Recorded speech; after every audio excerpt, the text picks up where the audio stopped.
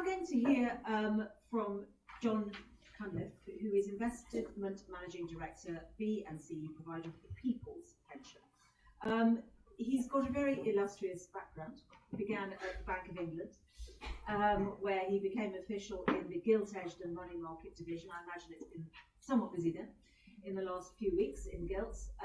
He's been several senior level roles, Lombard, ABN AMRO and Aberdeen Asset Management as well, and always really in fixed income, I think it's fair to say. So Jon, without further ado, let me hand over to you. You're going to outline some of the challenging market conditions that we can see. Yeah, thanks for the intro, very kind. B&CE, which is the Building and Civil Engineering Holiday Scheme Management Limited. Okay, so that's a bit about us. And we've been around for 80 years, and we were set up by employer federations and unions to create a way of providing holiday pay for workers in the building and construction industries. And we are non-for-profit, so it means that all our money that we make gets reinvested in the business. So we've currently got around a £19 million portfolio of change, which is there to make the business more resilient and also efficient, and to generate some propositional developments to benefit our members. We are the largest private sector master trust pension fund in the UK. 1 in 5 UK workers invest with us, and roughly 20% of the construction industry is saving with us as well. And we have got a range of investment options to suit everybody, including risk-targeted multi-asset funds and a Sharia and ethical fund and annuity as well, with further propositional developments in the pipeline. Just a bit more background in terms of auto-enrolment. The key takeaway really is that participation rates amongst the lowest paid are now 2.5 times greater than they were 10 years ago, which is clearly a big positive. I think the challenge, though, is that even the big increase in the contribution rates are now 8%, up from that 5% is still too low. But we have had a decade of very, very strong investment returns. And when Mario Draghi, who was the president of the ECB in 2012, made his whatever it takes speech, we had an absolute tailwind really behind risk assets in the round, so that those people who have been investing over the last decade, notwithstanding this year's poor returns, done extremely well by some very positive monetary and fiscal policy support. In terms of our people's pension growth, we're currently around 18 billion. We expect to be about 30 billion by 2025, at the end of 2025, given around 3.25 billion per annum market contribution levels and market growth of around 5% per year. And really, we've had tremendous tailwinds for investing over the last decade. Quantitative easing, central banks printing money, that money being used to buy bonds, bond yields going into very low yield territory, negative in some cases, pushes investors up what they call the portfolio channel into risk assets, and causes really broad-based asset price reflation. So anybody that's been invested in the market over the last decade has done extremely well by this extremely powerful tailwind by QE and financial repression, which has pushed people up the risk asset curve. If we go to the recent past, what we're seeing now, and this is the predominant concerns according to the World Economic Forum of Global Risks Report 2022, you can see that top of the list now are climate, weather, biodiversity, and then we've got social cohesion and concerns over the cost of living. So I think most people would agree that those are the predominant concerns that people have at the moment. Against this backdrop, we've got increased social polarisation, we've got the rise of nationalism, we've got a world, I think, where friends and foes are much more clearly demarcated. We've got China, which is looking to regulate the digital economy, and also very keen on common prosperity. So we actually now have a clampdown on big tech in China, so headwinds to growth there. Plus also a zero tolerance to COVID. War in Ukraine, of course, has been adding fuel to the fire of inflation. And then we've got concerns longer term about the transition to a low carbon world and what that might mean for inflation and also growth, particularly if we have what's called a disorderly transition to a low carbon world, where some regions of the world are much more keen to pursue a transition to a low carbon economy and others maybe less so, and that puts conflict into the equation as well, and just highlights really the need for greater cooperation against the backdrop of nationalism, which is actually pushing in the opposite direction. So lots and lots of geopolitical concerns which are going to make, I think, the dispersion of returns between and within markets a lot wider, but also volatility will also be a lot more elevated than it has been certainly over the last decade, because central banks have systematically been sucking volatility out of markets via QE. When they reverse QE, they're putting volatility back into markets. And of course, if you were to add this backdrop of a changing investment environment on top of it, you are certainly going to have even more volatility. So volatility will be a thing of the future, even if it hasn't been such a thing of the past in the recent decade. Now, this chart is on the right is both good and bad news. That is a chart of the S&P 500 going back to 1927. And you can see on a log scale that the stock market goes up, which is really good news, actually. So, even in the 1970s, when people were very, very concerned about high inflation and low growth, we still had positive performance from the stock market. You can also see that in 1999, just how overvalued the market was.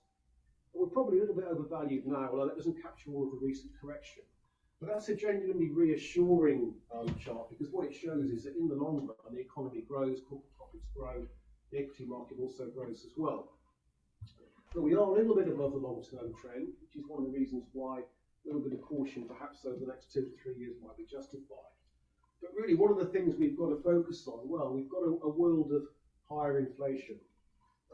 Higher inflation really driven by the supply side. The central bank's also very concerned about second-round effects, so therefore clamping down on the bond market by putting interest rates up. There is a risk, and I think it's that the Fed and the Bank are going to go a little bit too far and cause the very thing that everyone's worried about, which is a recession. Now, I think a recession is largely priced by financial markets, so that wouldn't be a big surprise. I think the degree of recession would be the worry, I suspect. I think we're going to see more volatility in terms of the economic cycle, because the cycle from 2010 to really 2020, when we had the COVID downdraft in the economy, was just basically one long muddle through.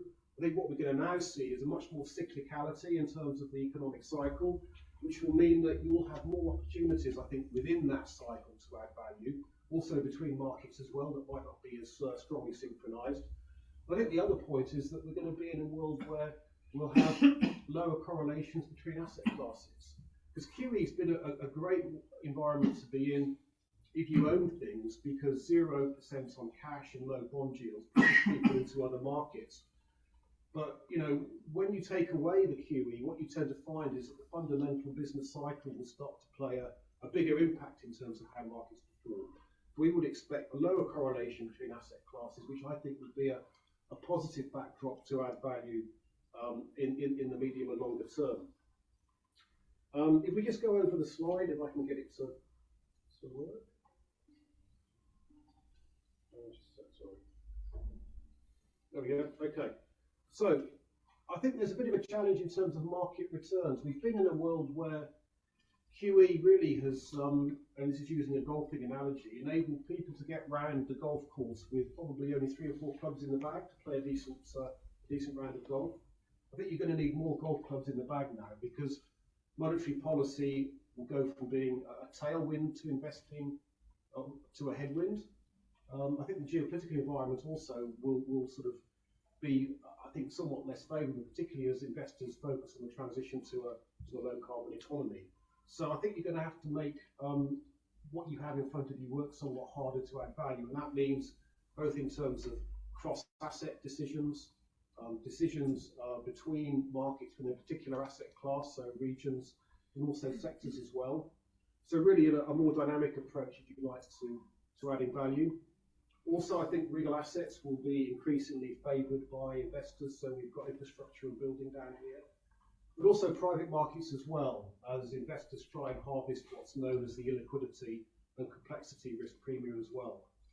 And I think, you know, the integration of climate, I think, has to be perhaps the most important thing, because a disorderly transition to 1.5 degrees, which is clearly the fear that a lot of investors have, will cause a lot of repricing of assets. It will cause, you know, a much more bumpy and adverse growth trajectory as well for the global economy. And I think that will be the thing that we need to be totally focused on. I mean, we've recently, at the People's Pension, completed our TCFD report, our Task Force on Climate-Related Financial Disclosures. And under a disorderly transition to 1.5 degrees, where corporates and governments do not cooperate and it becomes a very bumpy ride, the markdown that you could see on growth assets could be quite significant. So we're integrating climate risk metrics into our approach to risk management as well, to make sure that we can understand the type of climate risk that we're running under various scenarios, be they good ones or less favourable ones as well. But I think, you know, it's not all bad. I mean, if I want to make a sort of a purse out of a sow's ear of a year for markets, I mean, this has been the worst 12-month performance that we've had for probably over 50 years in financial markets. And it's really been driven by the fact that bond yields have risen more rapidly than we've had in living memory, as central banks have basically turned around and said inflation isn't transitory, it's a bit more embedded and entrenched. But bond yields now are around 4% for global fixed income. The earnings yield on the equity market for global stocks is around 7.5%. And that gives you something in the region of a 6% long-term return expectation for a mixed portfolio of equities and bonds, which is probably 2% greater than it would have been certainly a year ago. So although it felt a lot better 12 months ago, the valuations that we now have in the market for people that can put money in from where we currently stand today are much more attractive, notwithstanding the risks around the business cycle, some of the geopolitical headwinds that we've identified as well, and certainly the fact that you're going to have to make assets work harder as well. But I think it's a pretty good starting point if you have a long-term time horizon. So I think I'll probably leave it there and open the floor to questions. That was short and sweet. I think we're back on time now. Short, sweet, but extremely informative. Thank you very much indeed. Any questions that you might have? I found it very interesting that you were saying that whereas the performance of the bond market, I'm going to call it the bond market, that we mean capital markets or whatever, was very, very tethered to the activities of the Bank of England. Now we're talking about the business cycle. Tell me what you mean by the business cycle. Yeah, I mean, in the olden days when I started out in fixed income, you know, the peaks and troughs of the business cycle, you know, is growth accelerating, is it moderating, is it accelerating, are we in a small recession or in a boom scenario? You tended to find bond yields followed it. So when the economy was going well, central banks were probably more likely to tighten policy because they were worried a little about inflation coming back. And when the economy was going less well, you know, you tend to find, you know, bond yields would follow it lower. And there was generally a loose relationship. I think with QE, it basically destroyed that relationship. So there wasn't a business cycle either, because you simply had, every time there was a risk of a recession, central banks would print more money and ease policy. And I think arguably one of the reasons why we've got ourselves into this position now is that central banks were so terrified of having a recession that when they did remove policy accommodation, you get the mother of all sell-offs in terms of bond markets, which can precipitate the very thing they tried to prevent before. Which is high interest rates. Yeah, exactly. So I think, you know, you've got a problem now where excessively low rates for long periods of time and you know, aggressive QE creates huge pockets of leverage in the financial market system, which only really become clear after the event. So we've had LDI already in the UK. There might be something around the shadow banking system more broadly as well that could come out. And I think that's the problem. If you stoke this for too long, people forget what it's like to have interest rates. A normal cycle. So, yeah. But is there an argument to say that the economy that we are in now, just the way that the economy is structured, it's much more advanced, economics is a more advanced science, social science than it was before, that we are not going to get into the kind of boom and bust that we saw around the 70s, 80s and so on? Because the Bank of England, apparently, I didn't realise this, has said that this is going to be a bigger shock than it was in the 1970s. I think where the bust could come is by tightening policy too far. Right. Because I think central banks, no central bank governor wants to be remembered as the person who fell asleep at the inflation wheel. And I think that the problem with Andrew Bailey, I happen to know him, is that I think he's possibly worried about his legacy. And that's why he's talking about second round effects of inflation. I personally think this is predominantly a supply side event. And as long as wages don't go up as much as inflation, I don't see where the inflation comes from. But if inflation's at 10, wages are at 8, that's disinflation. Well, China slows down. China is slowing down, and China has clamped down on big tech. It wants to regulate the digital economy. It's got a zero tolerance for COVID, and all of those things are providing big headwinds there as well. So I don't think China's going to be the engine of growth globally that it has been. And you know, the Fed and the Bank of England and now the ECB are all turning pretty hawkish as well. So for me, to be more positive on markets, I think I'd like to see the peak of the inflation cycle in sight. I think it's almost in sight. But also the pivot from central banks going from we're worried about inflation to we're less worried about inflation and we could possibly pause and then ease. When you see that, you'll have a very powerful market environment. So I think we've got valuations which are looking a lot better. 4% bond yield, 7.5% equity yield, that's pretty good by historical standards, certainly for the last 15 years. What we don't quite have yet is the liquidity cycle from central banks favouring the catalyst to get things moving up. But I think it's a lot healthier to have bond yields at these levels because they ensure that the allocation of capital becomes more efficient. You can imagine with yields down at zero, that there's a huge misallocation of risk capital across the economy, and that's one of the problems that we've had. As yields have risen, all this leverage has had to come out. There's probably more to come.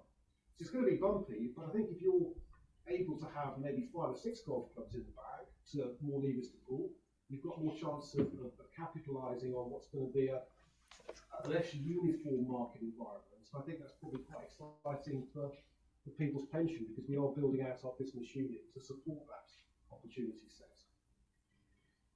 Yes, there is one question here, please. Hi, Lulu Shooter from Energy. Hello.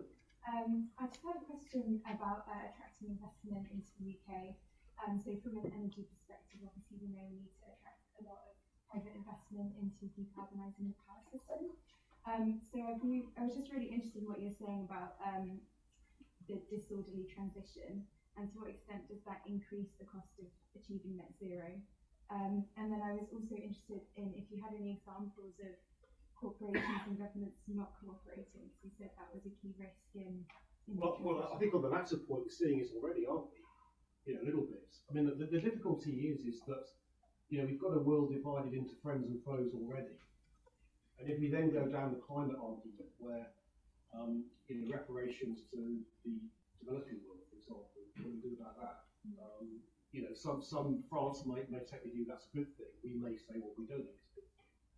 I mean, obviously, we had the Industrial Revolution. I'm sure that's had a pretty powerful effect per capita on some, temperatures. I think where we worry about the disorderly transition is the performance of risk assets, growth-facing assets, because that's a world where GDP growth will be poor, corporate earnings growth will be poor as well, and market performance will be poor. And then within that, you have the risk of stranded assets as well that turn out to be worthless.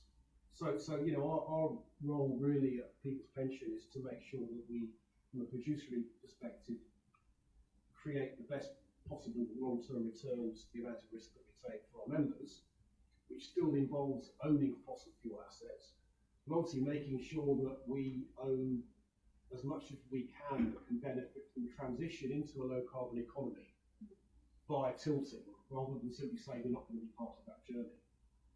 But yes, I think a disorderly transition where there isn't cooperation, because you've got the rise of nationalism, you've got a world where people have got friends and foes that they either like or they're butting up against, is a world where you get a much more challenging environment, I think, for all assets and round, honestly. And that's why we have to integrate climate metrics into how we run our risk scenarios for our member default fund.